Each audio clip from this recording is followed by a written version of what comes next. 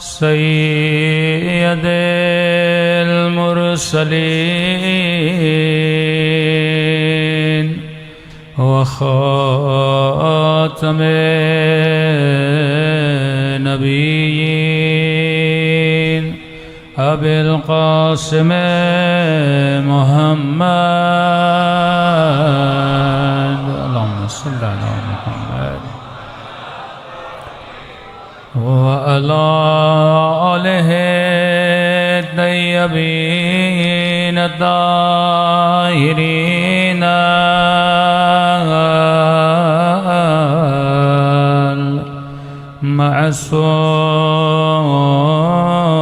المعصومين سب مل کے اپنے مولا کے ظہور کی دعا اللہم کل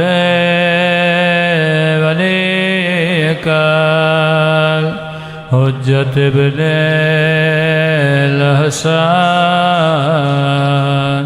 صلواتک علیہ وعلا فی هذه الساعة وفي كل وليا نوافلا وقائدا وناصرا ودليلا وعينا حتى تسكنه أرضك طوعا وتمتعه فيها طويلا برحمتك يا أرحم الراحمين صلوات پڑھے محمد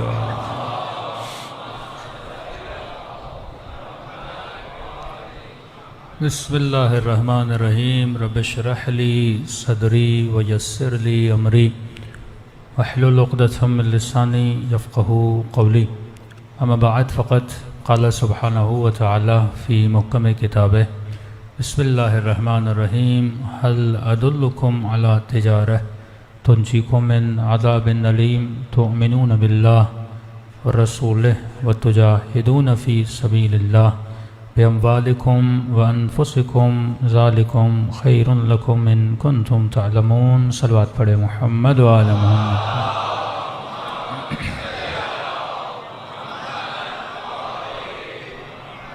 دعا ہے پروردگار عالم ہم سب کی عبادتوں کو اپنی بارگاہ میں قبول فرمائے اور جس مقصد زندگی کی خاطر ان مجالس میں آتے ہیں خدا ان مقاصد میں بھی ہم سب کو کامیابی نصیب فرما دیں مسلسل آپ کی خدمت میں تربیت انسان کے عنوان سے گفتگو ہو رہی تھی میں تھوڑا ریویو کروں گا تاکہ کئی ایسے لوگ ہیں جو آخری دنوں میں آنا شروع کرتے ہیں تاکہ موضوع ان کے لیے واضح ہو جائے تربیت انسان کا مطلب یہ ہے کہ انسان یہ سوچے کہ میں دنیا میں آیا کیوں تو ہر بندہ ایک ہی جواب دیتا ہے عبادت کے لیے تو جب تو عبادت کے لیے آیا تو عبادت کیا ہے کا پھر مولا نے بتا دیا عبادت کا مطلب یہ ہے کہ وما خلقت الجن والانس الا لیعبدون مراد ہے لیعرفون تاکہ تو اللہ کی معرفت حاصل کرے چلو یہاں تک تو آ گئے ہم اللہ کی معرفت کیسے ملے گی پھر فرمایا کہ من عرف نفسہ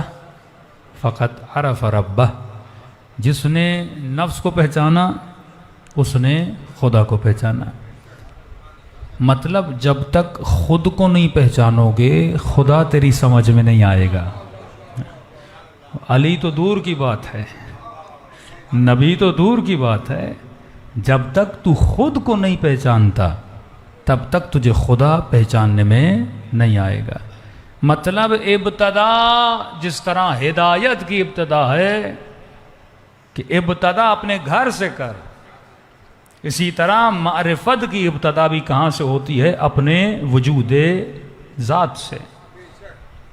اب میں نے سوال کیا کہ اگر نفس سے شروع کرنا ہے، نفس مطلب می، نفس مطلب آئے، نفس مطلب میں، اب مجھے پتا ہے کہ میں کون ہوں۔ جب پوچھا جاتا ہے آپ کون ہیں تو ہم فوراً بتاتے ہیں میں علی صاحب ہوں،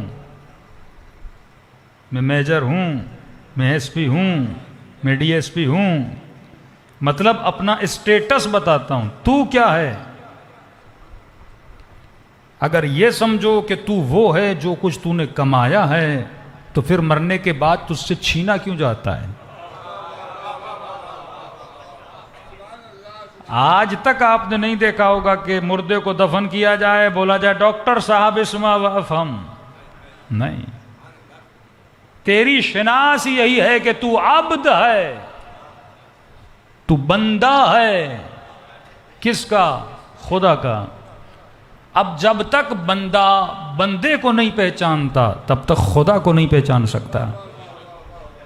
پہلے اپنی ڈیوٹیز سمجھ کہ مولا فرما تو یہ سمجھتا ہے کہ تو ایک ذرہ ہے، وفیک عالم الاکبر، بلکہ تمہارے وجود میں پوری کائنات بسی ہوئی ہے، جو در بے در ڈھونڈتے پھرتے ہیں، مختلف بستیوں میں جاتے ہیں، مختلف جگہوں پہ جاتے ہیں، اللہ اللہ کرتے رہتے ہیں کہ کہیں مجھے خدا مل جائے۔ خدا کہتا ہے دور جانے کی ضرورت نہیں ہے، تو خود کو پہچان، میں یہیں پہ ہی ہوں۔ یعنی بغل میں کوئی بندہ ہو اور بندہ اسے ڈھونڈتا پھرے، اسے ملے ہی نہ۔ پوری کائنات تیرے وجود کے اندر ہے اگر تو خود کو پہچان لے۔ پھر ہم نے کہا ہر انسان خود سے سوال کرے کہ انسان کی تعریف کیا ہے، انسان کہتے کس کو ہیں؟ تو ہم غلطی تب کرتے ہیں جب انسان کی تعریف میں غلطی کرتے ہیں۔ ہم یہ سمجھتے ہیں کہ انسان کا مطلب یہ ہے۔ انسان کون ہوتا ہے؟ بچے نے کہا کہ مما انسان وہ ہوتا ہے جس کا سر ہو، جس کے 2 ہاتھ ہوں، جس کے 2 پاؤں ہوں۔ پھر چھٹے امام کا فرمان کیا ہوگا؟ کسی نے کہا مولا اتنے حاجی آئے ہیں، امام نے کہا مجھے تو حاجی نظر نہیں آ رہے۔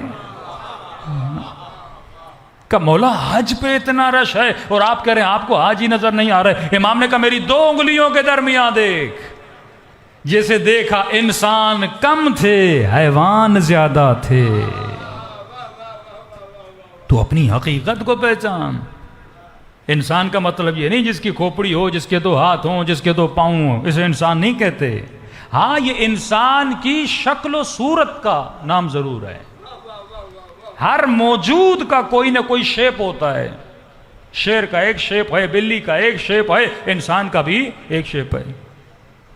ورنہ سائے میں اگر کوئی گوریلا کھڑا ہو جائے تو وہ بھی انسان ہی لگتا ہے نا، وہ بھی کھڑا ہو کے چلتا ہے۔ دکھنے میں کئی ایسے بندر ہیں جو دکھنے میں انسان جیسے ہیں۔ تبھی جن کو انسان شناسی نہیں آتی تھی وہ ڈارون کی تھیوری پہ بلیو کرتے گئے کہ انسان بندر سے انسان بنا ہے۔ جو ایسی سوچیں رکھتے ہیں ان کی سوچ میں بھی بندر ہے اور قیامت میں بھی بندر بن کے اٹھائے جائیں گے۔ صلوات پڑھے محمد و آل محمد پر۔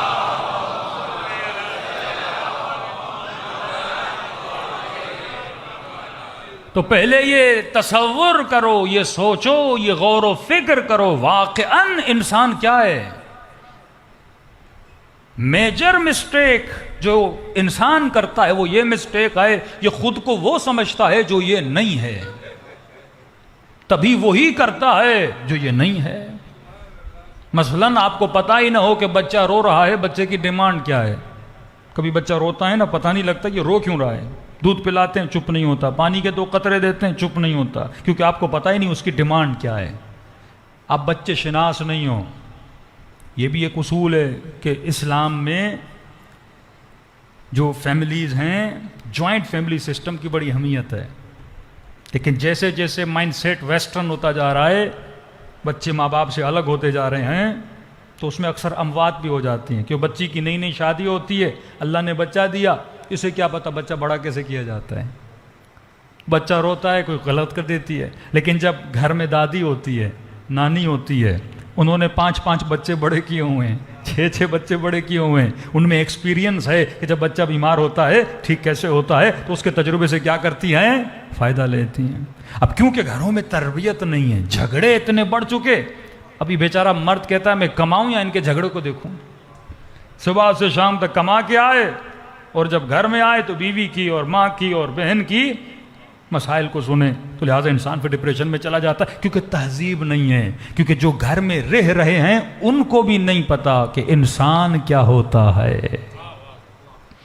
گھروں کو جنت بنانا ہے، بچوں کو علی اکبر کی سیرت دینی ہے، پہلے ان کو یہ تصور دو کہ میرے لال یہ سمجھو تو صحیح کہ تو ہے کیا، کئی ایسی چیزوں کے پیچھے نہ چلا جائے جس میں شأن انسانی نہ ہو بلکہ شأن حیوانی ہو۔ جس چیز کے تو پیچھے جا رہا ہے وہ حیوان کی شأنیت تو ہو سکتی ہے، انسان کی شأنیت نہیں ہو سکتی۔ پھر میں نے مختصراً بتایا انسان کیا ہے، جن کو یاد ہو کل میں نے کہا مثلاً ہم درخت نہیں ہیں پر کمال درخت رکھتے ہیں، درخت کے اندر جتنے کمالات ہیں وہ آپ کے اندر ہیں، پتا بڑا ہوتا ہے، ہرا ہوتا ہے، اس میں نمو ہے، لمبا ہوتا ہے، انسان بھی بالکل اسی طرح ہے، بال کٹواؤ نکل آتے ہیں، بچہ چھوٹا ہوتا ہے بڑا ہو جاتا ہے، ہاں درخت کو بھی پانی کی ضرورت ہوتی ہے، غذا کی ضرورت ہوتی ہے، اسی طرح ہمیں بھی پانی اور غذا کی ضرورت ہوتی ہے، لیکن درختوں میں ایموشنز نہیں ہوتے، فیلنگز، اب وہ سائنس کہتی ہے آج کل اس میں بھی ہمیں پتہ چلا تھوڑے بہت ایموشنز ہیں، بہرحال وہ ایموشنز نہیں ہیں جیسے غصے میں آ جائے، رونے لگے، اپنا دفاع کرے، بس آپ درخت کو کاٹنے جائیں درخت خود کو کاٹنے نہ دے، غیرت ہو درخت میں، یہ چیزیں درخت میں نہیں ہیں، لیکن جو کمالات ایک درخت میں ہیں وہ سارے کمالات انسان میں بھی موجود ہیں۔ پھر ہم نے کہا کہ انسان حیوان نہیں ہے لیکن تمام تر کمالات حیوانی کا حامل ہے، یعنی جو کچھ کمال خدا نے حیوان کو دیا ہے وہ انسان کے پاس بھی ہے۔ حیوان دوڑتا ہے، انسان دوڑتا ہے، حیوان کھاتا ہے، انسان کھاتا ہے، کچھ حیوان سبزیاں کچھ حیوان گوشت کھاتے ہیں، انسان دونوں کھاتا ہے، ویجیٹیرین بھی ہے، میٹ بھی کھا لیتا ہے، مطلب دونوں کمالات اس کے وجود کے اندر موجود ہیں۔ وہ بھی شادی کرتے ہیں، انسان بھی شادی کرتا ہے، وہ بھی اپنے بچوں کی حفاظت کرتے ہیں، انسان بھی اپنے بچوں کی حفاظت کرتا ہے، حیوان میں بھی غیرت ہوتی ہے، انسان میں بھی غیرت ہوتی ہے، حیوان بھی پلاننگ کرتا ہے، انسان بھی پلاننگ کرتا ہے، حیوان بھی اپنے بچوں کو بڑھاتا ہے، اپنے ہم نوع کا دفاع کرتا ہے، مطلب شیروں پہ اگر کوئی حملہ کرے سارے شیر مل کے اس کا دفاع کرتے ہیں، ہرن پہ اگر کوئی حملہ کرے سارے ہرن اس کو بچانے کی کوشش کرتے ہیں، یعنی اپنے ہم نوع کی مدد کرنا یہ کمال انسانی نہیں ہے، یہ کمال حیوانی ہے۔ تبھی کہا کہ کربلا میں جو مولا حسین کا مقابلہ انسانوں کے ساتھ نہیں تھا، حیوان صفت انسانوں کے ساتھ تھا۔ ہم نو اگر آپ کا پیاسا ہو، امام حسین کا جملہ یاد رکھیے، فرمایا کیا میں نے حلال کو حرام کیا؟ کہ نہیں۔ حرام کو حلال کیا؟ کہ نہیں۔ کہ تیری دشمنی مجھ سے ہے؟ کہ ہاں۔ کہ 6 مہینے کے بچے نے تیرا کیا بگاڑا؟ انسان سمجھ کے پانی دو، کم از کم جو کمال حیوانی ہے وہ تو تمہارے اندر ہو، انسان تو اور بڑا ہے۔ جنگ صفین ہو رہی ہے، مولا علی ابن ابی طالب کا پانی 1 ہفتہ بند کیا گیا، لشکر پیاس سے نڈھال، کہنے لگے یا علی اب برداشت نہیں ہو رہا۔ امام نے کہا حملہ کرو۔ دشمن کے لشکر پہ علی نے حملہ کیا، اور یہ نہیں ہو سکتا کہ علی حملہ کرے اور خدا اسے کامیابی نہ دے۔ جیسے حملہ کیا تو مولا نے اس کے سارے پانی پہ قبضہ کر لیا، اور جب قبضہ کر لیا تو علی کے لشکر والے بڑے خوش ہوئے۔ یہ مظلومیت اہل بیت تھی کہ جو علی کے ساتھ تھے وہ علی کو نہیں جانتے تھے، لیکن جو دشمن کے لشکر میں تھے وہ علی کے مزاج کو جانتے تھے۔ لوگ عمرو عاص کے پاس آئے، کہا عمر جنگ گئی ہاتھوں سے۔ کہا کیوں؟ کہا وہ تھے جنہوں نے 1 ہفتہ صبر کیا، ہمارے لشکر والے 3 دن بھی پیاس برداشت نہیں کر سکتے۔ علی 3 دن پانی بند کرے گا، پوری جنگ علی جیت جائے گا۔ تصور تو کریں، جنگ جیت جائیں گے علی ابن ابی طالب، اور مولا کو بھی 100% یقین تھا کہ اگر میں پانی بند کروں پوری جنگ جیت جاؤں گا۔ عمرو عاص مسکرایا، کہ امیر مسئلہ کھڑا ہے اور آپ مسکرا رہے ہیں، کہ مسکرا اس لیے رہا ہوں کیونکہ تو نے علی کو پہچانا ہی نہیں ہے۔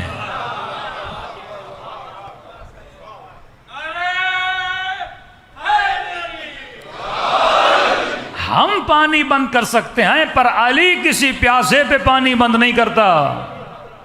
اور یہاں مولا کے لشکر والے مولا کے پاس جاتے ہیں اور کہتے ہیں یا علی پانی بند کریے، پانی بند کریے۔ امام نے کہا یہ نہیں ہو سکتا، میرے رسول کا فرمان ہے درخت نہ کاٹا کرو، بچوں پہ ظلم نہ کیا کرو، خواتین پہ جنگ میں ظلم نہ کیا کرو، لوگوں کے گھر جنگ میں جلایا نہ کرو، دوسرا کسی پہ پانی بند نہ کیا کرو، میں رسول کی سنت پہ چلوں گا۔ کہ یا علی جیتیں گے؟ امام فرماتے میں جنگ جیتنے نہیں آیا، میں انسانیت کو جیتنے کے لیے آیا ہوں۔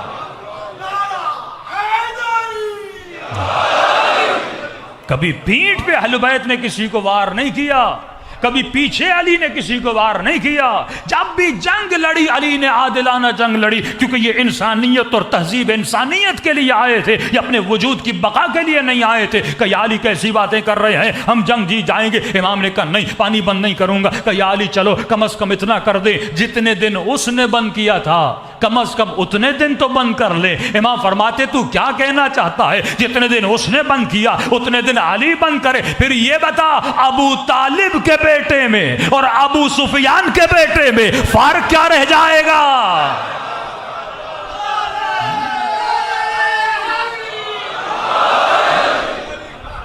کافر کے لیے، منافق کے لیے، منکر کے لیے، مکفر کے لیے گواہی بولا سا پیڑھی والی نعرہ حیدری۔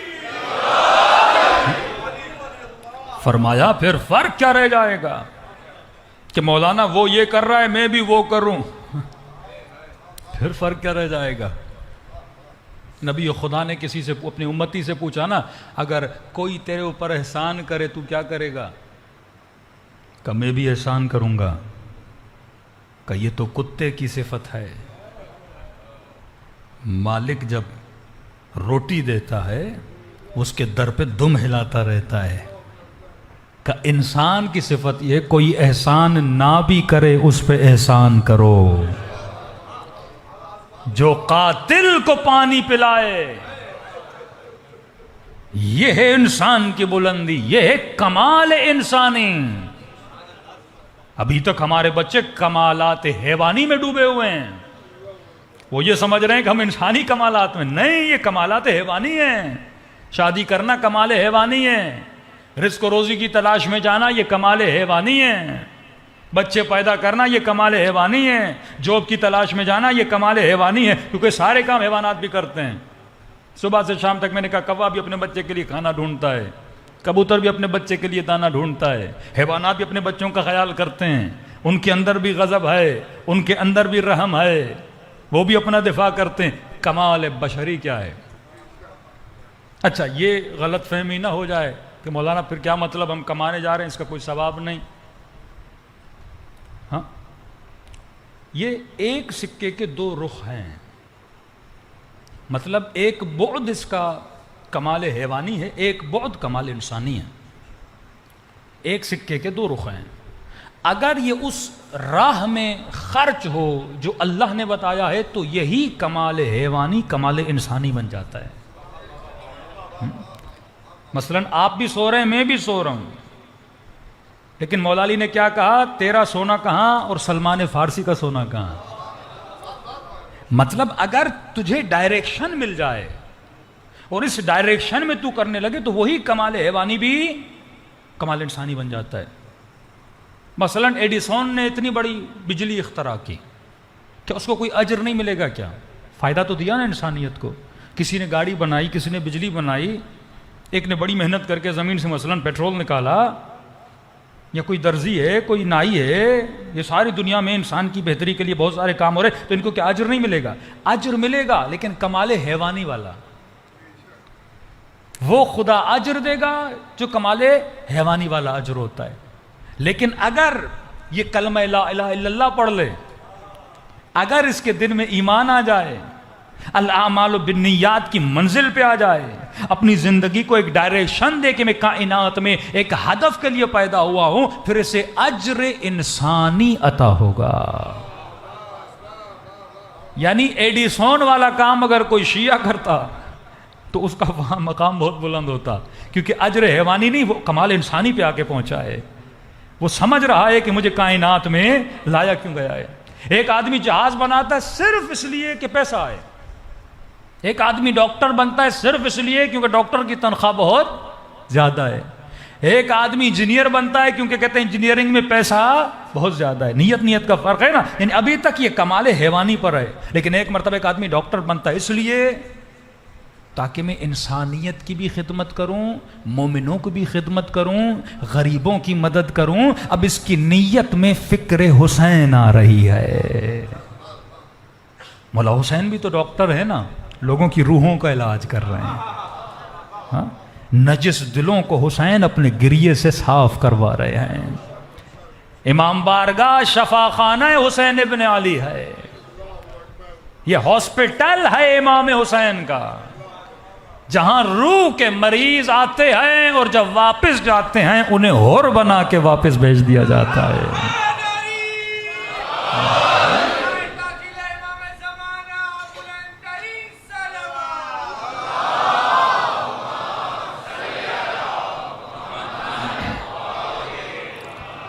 وَأَجِّلْ فَرَجَهُمْ. تو سمجھو انسان کیا ہے. تو ابھی تک یعنی کمالات نبات تمہارے اندر ہے، درختوں کے اندر جتنے کمالات ہیں وہ تیرے پاس ہیں، پتھر کے جو کمالات ہیں وہ تیرے پاس ہیں، حیوانات کے اندر جتنے کمالات ہیں وہ تیرے پاس ہیں. تو ہم نے کہا انسان کا انسانی کمال کیا ہے. ہم نے کہا کہ حیوان ایک جگہ پہ آ کے اسٹاپ ہو جاتا ہے. مثال، چڑیا جیسا گھونسلہ 1000 سال پہلے بناتی تھی آج بھی ویسے بناتی ہے. ترقی نہیں ہے، مطلب جتنا خدا نے سکھایا وہی کرتی جا رہی ہے، مزید سیکھنے کی صلاحیت نہیں ہے. شہد کی مکھی جیسا چھتا 1000 سال پہلے بناتی تھی آج بھی ویسا ہی بناتی ہے. جتنا سکھایا گیا، جو فیڈ کیا وہی اس کے ذہن میں بیٹھا ہے، اس سے زیادہ اس کے اندر صلاحیت نہیں ہے ترقی پانے کی. ایک طوطا آپ گھر میں لے کر آئے، اس کی آپ نے تھوڑی تربیت کی، 4 جملے سکھائے، 5 جملے سکھائے. اب یہ نہیں اسے پورے قرآن کا حافظ بنا دو، اب یہ نہیں کہ اسے ساری چیز سمجھاؤ، نہیں، اس کے اندر محدود صلاحیت ہے سیکھنے کی. کمال بشر یہ ہے کہ اگر یہ پہلے جنگلوں میں رہتا تھا آج شہروں میں رہتا ہے، پہلے 2 طبقہ بلڈنگ بناتا تھا آج 100 طبقہ بلڈنگ بنا لیتا ہے، پہلے لکڑی کی کشتیوں میں تھا آج لوہوں کی کشتیوں میں ہے، پہلے مثلا حج پہ جاتے ہوئے مہینوں لگتے تھے آج جہاز پہ بیٹھتا 2 گھنٹے میں پہنچ جاتا ہے. تو ڈے بائی ڈے انسان کیا کر رہا ہے؟ ترقی کیوں کر رہا ہے؟ کیونکہ اس کے اندر ایک صلاحیت ہے. اس صلاحیت کا نام کیا ہے؟ کہ یہ لامحدود انلیمیٹڈ تربیت پانے کی صلاحیت رکھتا ہے. یہی شان انسان ہے، یہی کمال انسان ہے. تو ہم دنیا میں آئے کس چیز کو مضبوط کریں؟ اپنی تربیت کو مضبوط کریں، اپنے نالج کو بڑھائیں، اپنے علم کو بڑھائیں، کیونکہ یہی تمہارا کمال ہے، یہی کمال بشر ہے. اب پاکستان یا انڈیا یا چائنا یا جاپان، دنیا کے کسی بھی کونے میں چلے جاؤ، سارے انسان ایک ہی چیز کے پیچھے ہیں، اور اس چیز کا نام ہے کمال. اب پریکٹیکلی سوچنا، صبح جب جاب پہ جاؤ نا، یہ لوگ روڈوں پہ دوڑتے ہوئے دیکھو، یہ آفس جا رہا ہے، یہ رکشہ چلا رہا ہے، وہ بس چلا رہا ہے، یہ سارے کس چیز کے پیچھے ہیں؟ کمال کے پیچھے ہیں. لیکن سوال، کمال ہے کیا؟ کمال کہتے کسے ہیں؟ کہتے کمال کی تعریف یہ ہے، ہر وہ چیز جسے انسان کمال سمجھتا ہے اس کا کوئی نہ کوئی اثر ہو، جو منشأ اثر ہو، انسان اسے کمال سمجھتا ہے. مثلا پیسہ ہمیں کیوں پسند ہے؟ کیونکہ پیسہ منشأ اثر ہے، ہماری کمزوریوں کو دور کرتا ہے. میرا دل ہے برگر کھانے کا، جیب میں پیسہ نہیں، کیسے کھاؤں گا؟ پیسہ میری ضرورت کو پورا کرے گا. سفر پہ جانا چاہتا ہوں، گاڑی کی ضرورت ہے، نقص سمجھ رہا ہوں اپنے اندر، گاڑی نہیں ہے تو گویا میں کمزور ہوں، نقص ہے میرے پاس. بائک پہ ہوں، کہتا ہوں گاڑی پہ آ جاؤں، نقص سمجھ رہا ہوں. اس نقص کو، اس کمی کو کون پورا کرے گا؟ پیسہ پورا کرے گا. ورنہ کاغذ کے ٹکڑے میں رکھا کیا ہے؟ کاپی کا کاغذ ہو اور قائد اعظم والا کاغذ ہو، فرق کیا ہے اس میں؟ فرق یہی ہے کہ وہ جو کاپی میں کاغذ ہے وہ میری کمزوری کو دور نہیں کر رہا، وہ میرے نقص کو دور نہیں کر رہا، لیکن پیسہ میرے نقص کو کیا کر رہا ہے؟ دور کر رہا ہے.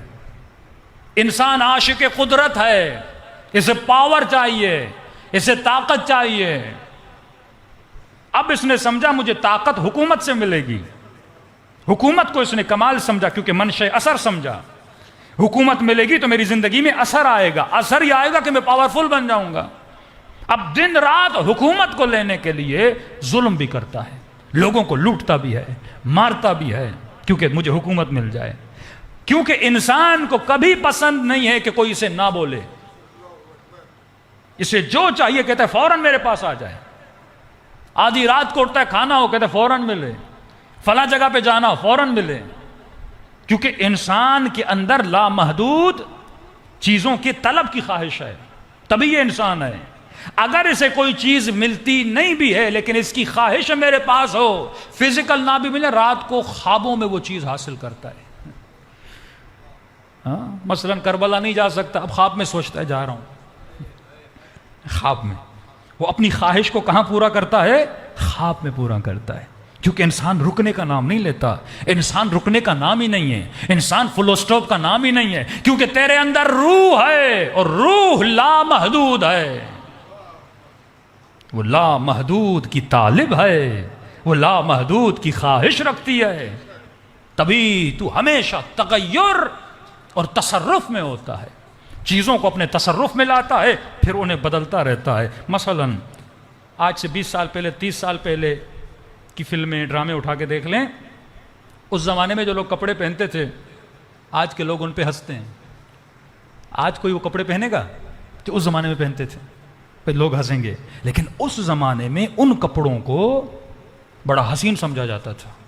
تو ڈے بائی ڈے حسن بدل رہا ہے، جس چیز کو کل حسین سمجھا جاتا تھا اسے آج حسین نہیں سمجھا جاتا، اور جس چیز کو کل برا مانا جاتا تھا اسے آج برا نہیں مانا جاتا۔ مثلا 30 سال پہلے اگر کوئی پھٹی ہوئی پینٹ پہنتا، لوگ بولتے غریب ہے بیچارہ، تھوڑا چندہ کر کے دے دو اسے، لیکن آج پہن کے آئے بیٹا امیر ہے، ماڈرن ہے، فیشنیبل ہے، پڑھا لکھا ہے، اوپن مائنڈڈ ہے، براڈ مائنڈڈ ہے۔ تعریف کے لیے کتنے جملے آ گئے، مطلب جو سوچ کل تھی وہ آج نہیں ہے۔ ہمیشہ انسان تغیر میں ہوتا ہے، جستجو میں ہوتا ہے، اسے تغیر پسند ہے، اسے جدت پسند ہے، اسے تصرف پسند ہے، یہ زمین میں تصرف کرتا ہے، مل کے خدا میں تصرف کرتا ہے، لیکن معصوم فرماتے ہیں اسے کہیں بھی قرار نہیں آتا۔ یہ مین پوائنٹ ہے۔ اس نے سمجھا گاڑی ملے گی کمال ہے، مل گئی ہفتے میں بور، کہ یہ چیز مل جائے یہ حسن ہے۔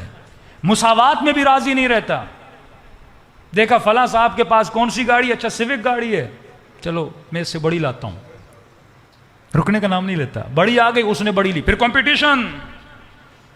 نیچر انسان ہے، فطرت انسان ہے، کون سا کپڑا پہنا میں وہ پہنوں، میرے پاس وہ ہو جو کسی کے پاس نہ ہو، یونیکنیس کے پیچھے ہوتا ہے، یونیک چیز میرے پاس ہونی چاہیے جو کسی کے پاس نہ ہو۔ علم کی تلاش میں نکلتا ہے، کیوں؟ سمجھتا ہے علم آئے گا میری کمی دور ہوگی، علم آئے گا مجھے درجہ ملے گا، مجھے مقام ملے گا۔ تو معصوم فرماتے ہیں تو ہمیشہ لامحدود کے پیچھے ہوتا ہے، میں نے پہلی مجلس میں بتایا تھا، یہاں تجھے قرار نہیں ملتا۔ دوسری چیز، جب کسی شے کی طلب ہوتی ہے اس میں دو خاصیتیں ہوتی ہیں۔ مثلا اگر مجھے پیاس لگ رہی ہے تو پانی کا ہونا ضروری ہے۔ بچہ جو شکم مادر میں اللہ اسے آنکھیں دے رہا ہے، آنکھیں وہ دینی چاہیے جو دنیا کی روشنی کو برداشت کریں، ورنہ آنکھ کسی کام کی نہیں ہے۔ مطلب طالب اور مطلوب میں سنخیت کا ہونا بڑا ضروری ہے، اگر سنخیت نہیں تو فائدہ نہیں۔ مثال کے طور پہ یہ میرا ہاتھ ہے، اگر یہ ہاتھ اس کو لمس کرے، اس کو محسوس کرے، یعنی ان دونوں کے اندر سنخیت کا ہونا ضروری ہے، ورنہ میں سمجھ نہیں پاؤں گا کہ یہ سخت ہے نرم ہے۔ اس کو محسوس کرنے کے لیے میرے ہاتھ ویسا ہی ہونا چاہیے، اس کو سمجھنے کے لیے دانت ویسے ہونے چاہیے جو گوشت کو چبا سکیں، آنکھوں کا پاور وہ ہو جو اس بلب کی روشنی کو برداشت کر سکیں۔ ایسا نہ ہو کہ بچہ دنیا میں آئے اور روشنی اتنی زیادہ ہو کہ بچہ اندھا ہو جائے، نہیں، اللہ سنخیت دیتا ہے۔ کان ایسے ہوں جو آواز سن پائیں، ورنہ کانوں کا فائدہ نہیں۔ پانی ایسا ہو جو میری پیاس کو بجھائے. اس پانی میں اور میری کڈنیز میں سنخیت ہونی چاہیے, ورنہ فائدہ نہیں ہے. آپ طلب اسی چیز کی کرتے ہو جس کی سنخیت آپ کے اندر ہوتی ہے. آج تک آپ نے دیکھا کسی کو بھوک لگے ٹیشو پیپر کھائے؟ آپ کبھی ٹیشو پیپر کی طلب نہیں کرو گے, کیونکہ اس سے آپ کی بھوک بجھنے والی نہیں ہے. ان دونوں کے بیچ میں کوئی سنخیت نہیں ہے. تو فرمایا اگر تو کسی چیز کا طالب ہے, اس کا مطلب اس کا وجود تجھ سے ملتا جلتا ہے. تو روح ہے, وہ خدا ہے. تو قطرہ ہے, وہ دریا ہے. تمہارے اندر الہی نشانیاں موجود ہیں. تبھی فرمایا حدیث قدسی میں, اے میرے بندے میری اطاعت کر, میں تجھے اپنے جیسا بنا دیتا ہوں. جس طرح میں کہتا ہوں کن فیکون, پھر تو بھی کہے گا کن فیکون ہو جائے گا. اب لوگ کہتے ہیں کس طرح علی نے مردے کو زندہ کیا, کس طرح عیسیٰ نے مریضوں کو شفا دی, کس طرح کنکر نے محمد کے ہاتھوں پہ کلمہ پڑھا, کیونکہ سنخیت موجود ہے. جب تجھے وہ مل جائے جس کا تو طالب ہے, اگر گنجائش ہے مانگنے کی تو وہ تجھے مل جاتا ہے.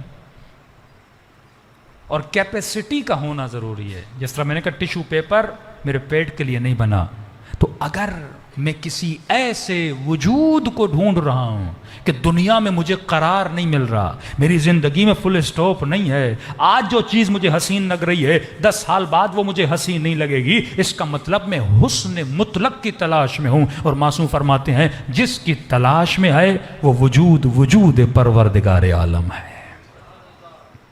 تب آواز آتی ہے, یا ایھا النفس المطمئنہ ارجعی الی ربک راضیۃ مرضیہ. تب انسان کو سمجھ آتا ہے کہ لقاء اللہ کا مزہ کیا ہے. اگر تو سمجھ جائے تو ہے کیا, تیرے پاورز کیا ہیں, تیری طاقتیں کیا ہیں. 60 سال تم نے کمالات حیوانی میں گزار دیے, ابھی تک نہیں سمجھا کمال انسانی کیا ہے. جب اس کا عشق تیرے دل میں آ جاتا ہے, کیونکہ وہی ہے جس کا تو عاشق ہے, اور تجھے پتا نہیں میں کس کا عاشق ہوں. یہ دنیا میں جن چیزوں کا عاشق ہے یہ تو نہیں ہے, تیرا حیوان ان کا عاشق ہے. تیری روح سوائے خدا کسی کی عاشق نہیں ہو سکتی, کیونکہ روح کی بھوک کو اگر کوئی بجھا سکتا ہے وہ وجود اللہ محدود پروردگار عالم ہے. صلوات پڑھے محمد و آل محمد.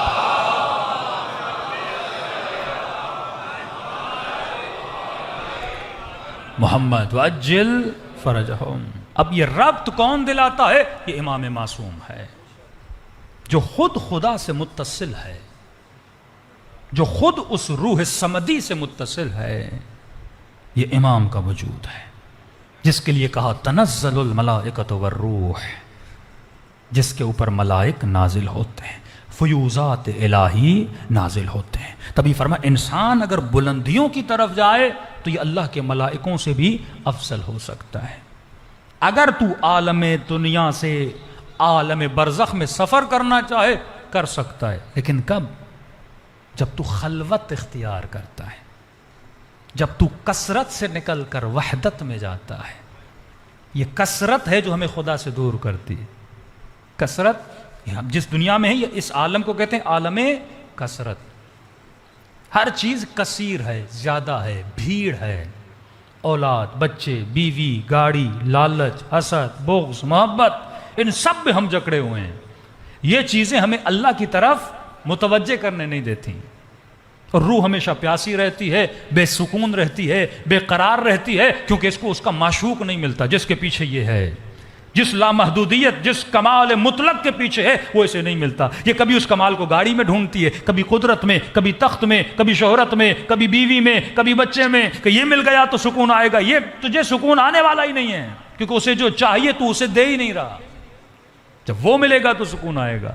تو فرمایا اب وحدت اختیار کر. وہ وصیت امام حسین میں وحدت ملتی ہے.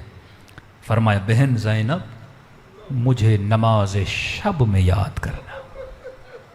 یہ وحدت ہے, یہ وہ تنہائی ہے جو تجھے اختیار کرنی ہے. کتنے گھنٹے دن میں تو تنہا بیٹھتا ہے. آئے اکیلے تھے, جاؤ گے اکیلے، قبر میں تنہا، شکم مادر میں تنہا۔ پہلی قبر ماں کا پیٹ تھا، دوسری قبر زمین کا پیٹ ہے۔ جسم زمین سے آیا، زمین کی امانت واپس چلا گیا۔ روح اللہ سے آیا تھا، اللہ کی امانت اللہ کی طرف جائے گا۔ لیکن جانے کے لیے وہ پر ہونے چاہیے، جن پروں کو تو دنیا میں بناتا ہے، جو طاقت تو دنیا میں اچیو کرتا ہے، اپنے عمل کے ذریعے سے، اپنے کردار کے ذریعے سے، اپنی نالج اور علم کے ذریعے سے، اپنے ربط کو اپنے امام سے مضبوط کرنے کے ذریعے سے اپنی نگاہ کو بلند کرتا ہے۔ پھر جیسے روح نکلے گی بڑی آسانی سے پرواز کر کے عالم برزخ کی طرف جائے گی۔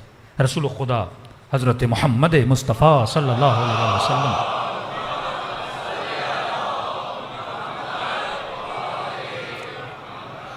جا رہے تھے اصحاب کے ساتھ میں دریا یا سمندر جو بھی گزر رہا تھا۔ نبی نے اپنا ہاتھ دریا کے اندر ڈالا، پھر باہر نکالا،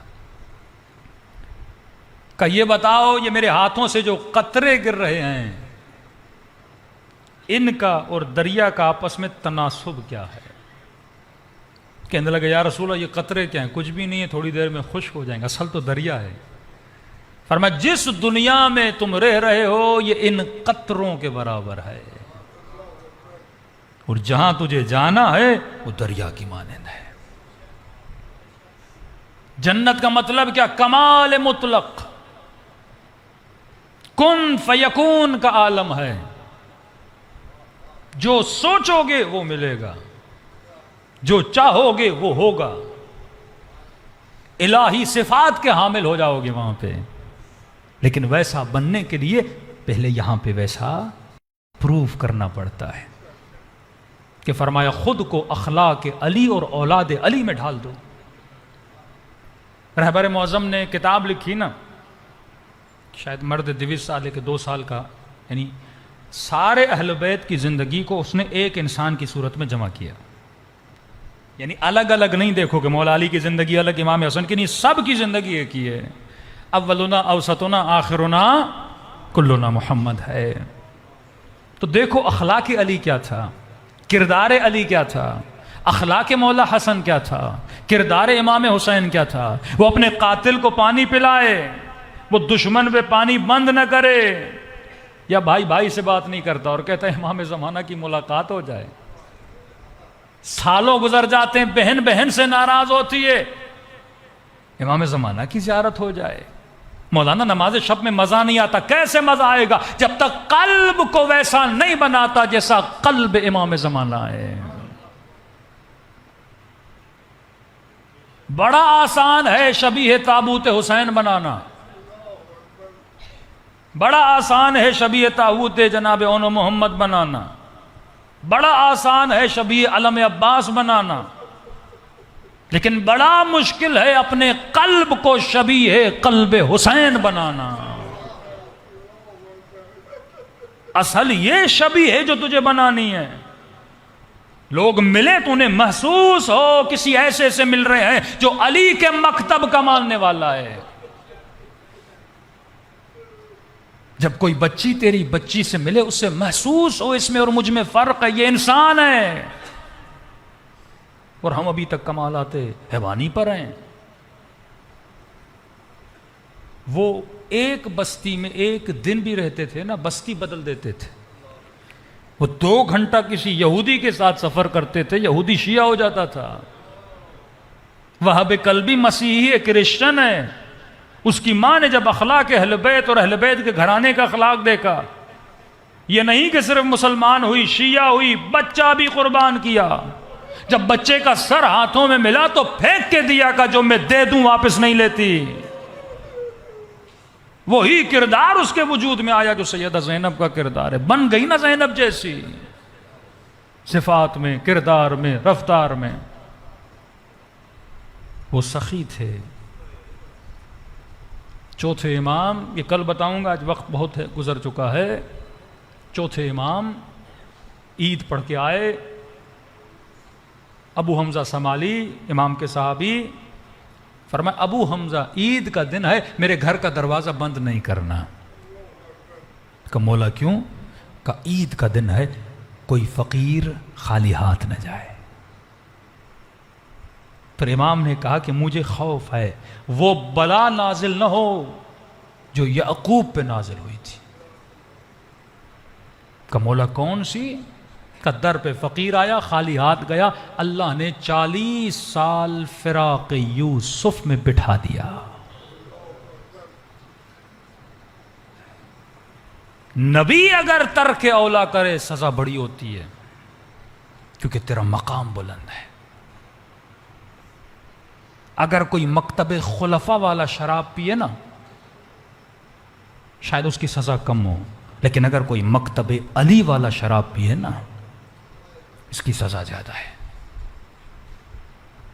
اگر کوئی امیر شام کا ماننے والا جا کے زنا کرے نا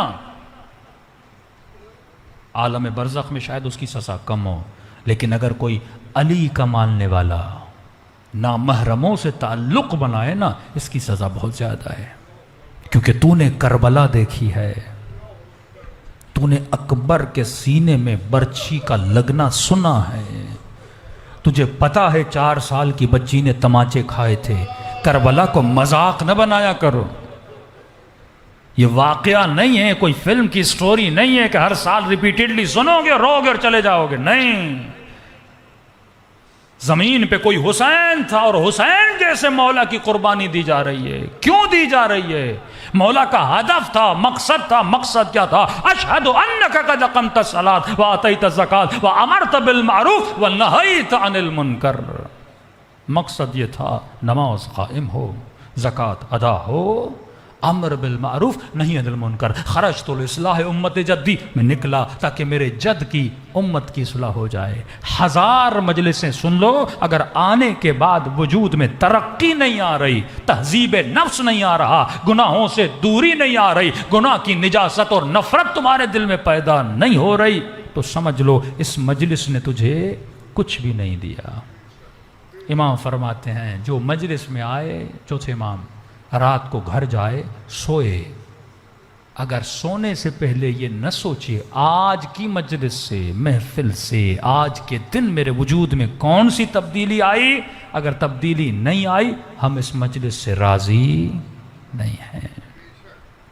کہا ملعون ہے جس کا آج اس کے کل سے بہتر نہیں ہے۔ تمہاری زندگی میں ترقی ہونی چاہیے، کیونکہ اس دین پر زینب کی چادر لٹی ہے۔ میں کہہ دیتا ہوں آپ سن لیتے ہیں، لیکن اس ایک واقعے پہ 40 سال سجاد خون روتے رہے۔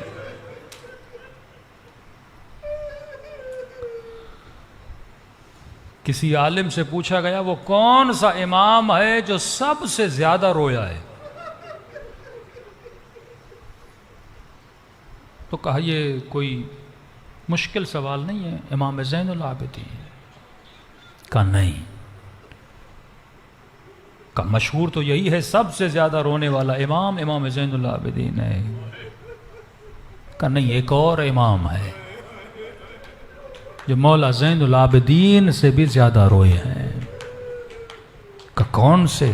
کہا 1000 سال گزر گئے، مہدی زہرا آج تک رو رہے۔ خود جملے ہیں کہ ہر روز نماز عصر کے بعد خدا مجھے میرے حسین کا خون بھرا کرتا دکھاتا ہے۔ کہا تو سن کے روتا ہے، میں دیکھ کے روتا ہوں۔ بدلت دموع دما،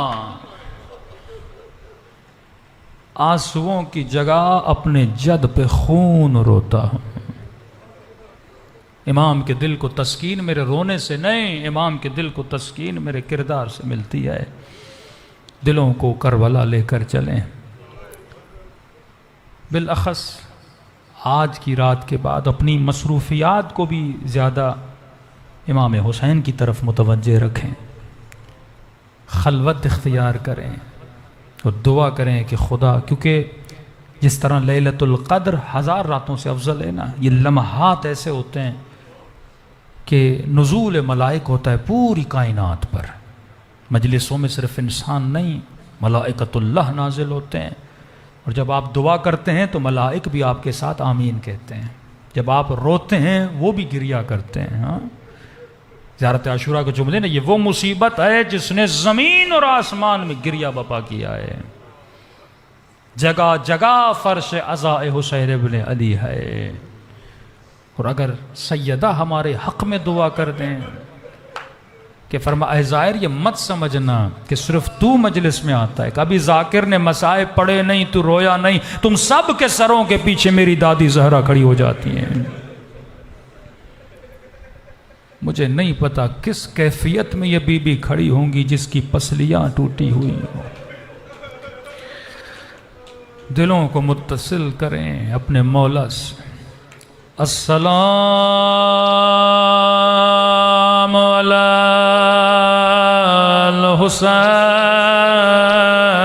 الحسین وعلی علی ابن وعلی اولاد وعلی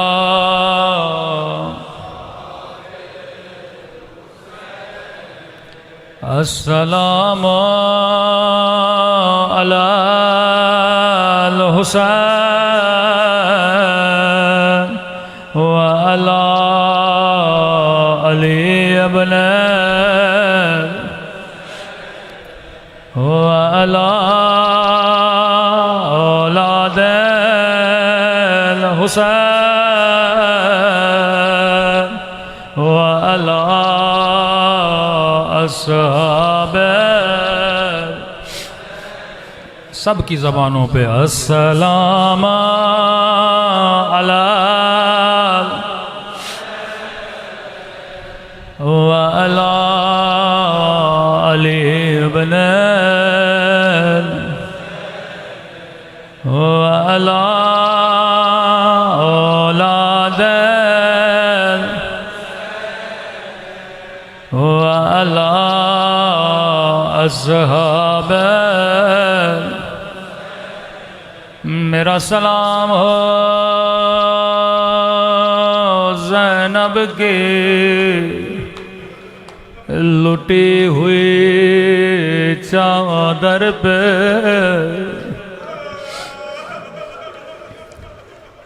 واللہ اگر کربلا میں زینب نہ ہوتی آج یہ مجلس نہ ہوتی۔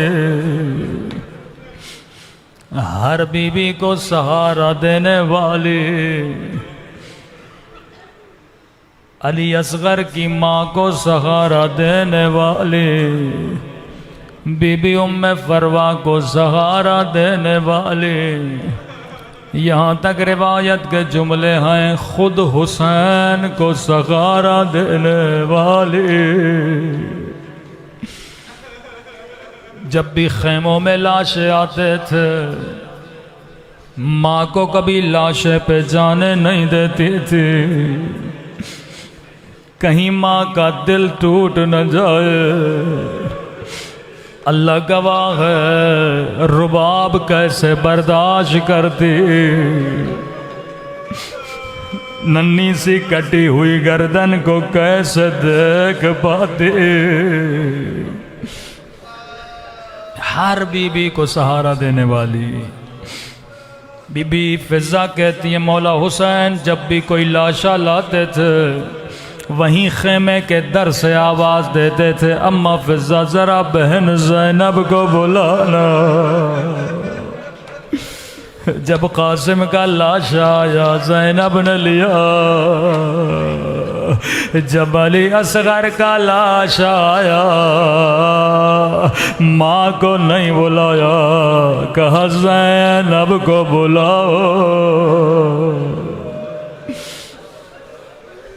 جب بھی کوئی لاشا آتا تھا خود جاتی تھی، لاشے پہ مرثیہ پڑتی تھی، ماتم کرتی تھی، لیکن بی بی فضا کہتی ہے ایک مرتبہ خیموں میں دو ننھی नन्ही सी लाश आए, अकबर पे रोने वाले, असगर पे रोने वाले, कासिम पे रोने वाले कहीं नजर नहीं आ रहे। क्या देखा, खैमे में गई बीबी ज़ैनब ने सर को सजदे में रखा है, कह रही है अल्हम्दुलिल्लाह,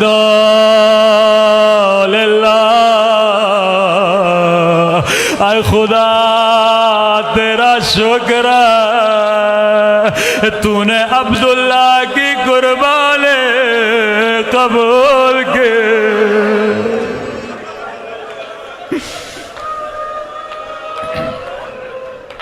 फिजा कहती रही बीबी आइए बच्चों की लाशों पे जरा गिरिया करिए। इशारा किया फिजा चले जाओ। फरमाते अपने बच्चों को देखा तक भी नहीं।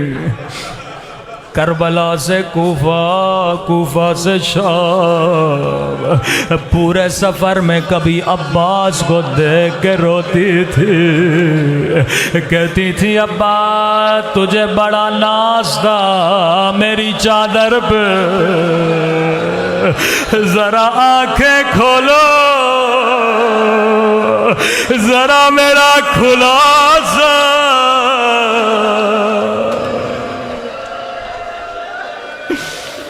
कभी अब्बास का मातम करते, शाम की बाजार में कहती लोगों जिसे रसूल खुदा की ज़ियारत करनी है वो मेरे अली अकबर को देख ले। कभी वह अब्बासा कभी वह कासिमा करके रोते। फिजा कहती है शाम का जिंदान था, रहाई का वक्त करीब आया, जिंदान में कटी हुई गर्दनें आई। जब अली असगर का सराया रुबाब ने गोदी में लिया, कासिम का सराया माँ दौड़ी दौड़ी गई, अपने लाल को गोद में लिया। अली अकबर का सराया बीबी ने गोद में लिया, हुसैन का सराया ज़ैनब ने भाई को सीने से लगाया। का एक मर्तबा दो नन्हे से सराए, ज़ैनब कभी अकबर पे रोए कभी कासिम पे रोए, लेकिन बच्चों को नहीं देखा। सर लाने वाले ने कहा क्या इन सरों की माँ मर गई है?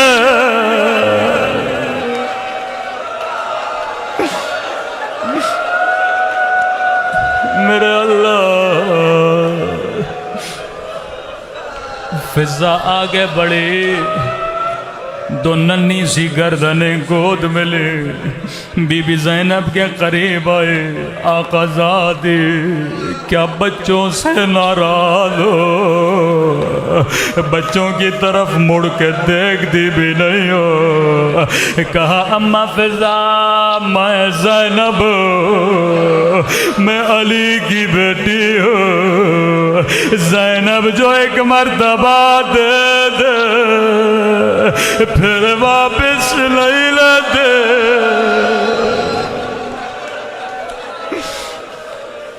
मैं कुर्बान दिल ज़ैनब पे।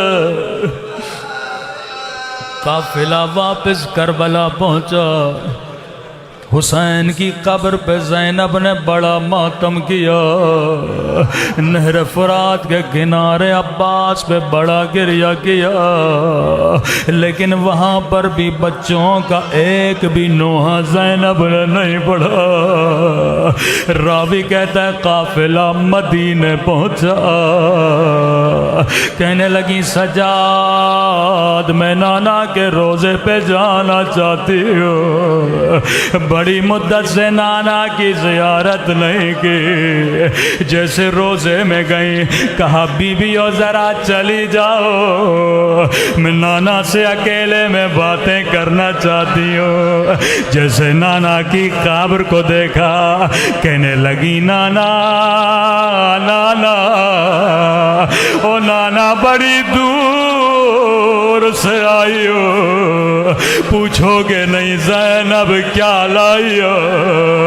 ایک مرتبہ کلائیوں سے کپڑا ہٹایا، قبر پہ رکھا، او نانا تیری امت نے میری چادر چھینے، مجھے تعزیت مارے، میرا اکبر مارا گیا، میرا حسین۔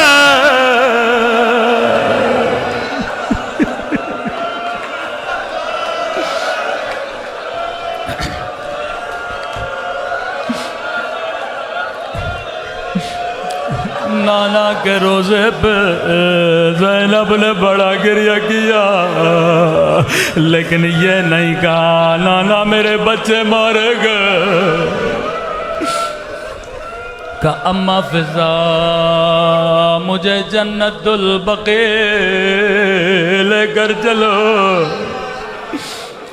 اب ماں کی قبر پہ آئے، لیکن بی بی فضہ فرماتی ہیں بی بی زینب نے کوئی مصائب نہیں پڑے، لیکن ایسا کام کیا قبر میں زلزلہ آ گیا۔ ماں کی قبر پہ بیٹھی، ایک مرتبہ خون بھرا کرتا نکالا، عجب نہیں قبر سے آواز آئی ہوگی زینب کرتا ہٹا لے۔ رو کے کہنے لگی اماں تو نے کرتا برداشت نہیں کیا، اور میں نے 70 قدموں سے شمر کو حسین کے سینے پہ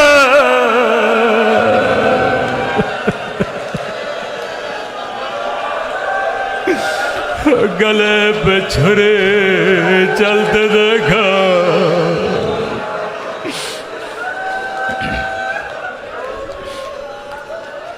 ایک مرتبہ آواز آئی بی بی زینب عبداللہ بلا رہے ہیں، جو کربلا میں نہیں روئی، جو شام میں بچوں پہ نہیں روئی۔ تصور کر کے بتانا شوہر نے بلایا ہے۔ اب سوچ رہی تھی عبداللہ پوچھیں گے زینب میرے اولا محمد کا کیا ہوا؟ جیسے گھر کا دروازہ کھولا، عبداللہ نے کہا اے بوڑھی خاتون وہیں پہ رک جا، ابھی میری بیوی گھر پہ نہیں آئی۔ کہا عبداللہ تو نے بھی نہیں پہچانا میں زینب ہوں، میرا حسین مارا گیا۔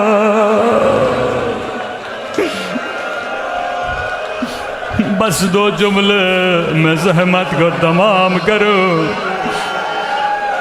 سارے صاحب اولاد ہو، سب کے گھروں میں ننھے ننھے بچے ہیں، یہ وہی گھر ہے جس میں کبھی اون و محمد کھیلا کرتے تھے، اسی گھر میں بچوں کو کنگھی کیا کرتی تھی، اسی گھر میں بچوں کو کھانا کھلاتی تھی۔ اب روایت کے جملے ہیں جو کربلا میں نہیں روئی، شام میں نہیں روئی، نانا کے روزے پہ نہیں روئی، جنت البقیع میں نہیں روئی، لیکن کتنا صبر کرتے۔ زینب بھی ایک ماں ہے، ایک مرتبہ بچوں کا کمرہ کھولا، 2 ننھے سے مسلوں کو سینے سے لگایا، او میرے بچے اب زینب کا دل نہیں لگتا۔